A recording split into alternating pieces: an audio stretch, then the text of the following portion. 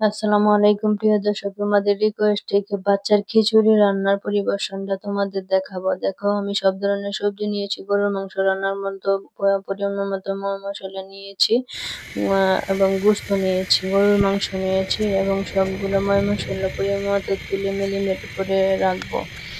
আর সবজি তুমি তোমাদের ইচ্ছা মতো নিতে পারো, আমি আমার মতো ইচ্ছা মতো নিয়ে নিলাম। তারপর পেঁয়াজ দিলাম, পেঁয়াজ কুচি দিয়ে দিলাম, মিনিমেট করে গরুর মাংসটা দিয়ে দিলাম। আমি 40 মিনিট অপেক্ষা করার পর তারপর দেখুন কেমন কালার এসেছে।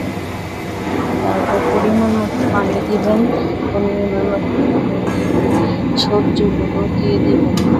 সবজিগুলো দিয়ে প্রায় আধা ঘন্টার মতো আপনারা অপেক্ষা করবেন। আধা ঘন্টার মতো অপেক্ষা করলে দেখবেন অনেক সুন্দর একটা কালার এসেছে। এর মধ্যে গরুর মাংসটা দিয়ে দিবেন। আমি একটু থেতলে নিয়েছি, কারণ বাচ্চা খাবে, সেই জন্য একটু থেতলে নিয়েছি। আপনারা আপনার সুবিধার মতো নিয়ে নিতে পারেন বা ব্লেন্ডারও করতে পারেন। দেখেন, আমি একটু নাড়াচাড়া করে দিয়েছি। সবজিগুলো ভালো করে সিদ্ধ না হওয়া পর্যন্ত আপনারা জল দিতে থাকবেন। আপনারা আপনার মতো চুলার ডিপটা বাড়িয়ে কমিয়ে দিতে পারেন। দেখেন কেমন কালার হয়েছে। এর মধ্যে আমি পোলার চাল যেটা বলে সেটা দিয়েছি, এবং ভাত, দেখেন ভাত দিয়ে দিচ্ছি, ভাত দিয়ে দিলাম। ভাত দিয়ে নাড়াচাড়া করে দিচ্ছি। আপনারা আপনার মতো সময় নিয়ে করবেন। আমি আমার মতো 40 মিনিট রেখে দিলাম। মিনিট রাখার পর দেখেন কেমন হয়েছে। ভাতটি ভালো করে সিদ্ধ হওয়ার পর আর চাল দুইটাই সিদ্ধ হওয়ার পর দেখেন ঘুটনি দিয়ে গুটে দিচ্ছি।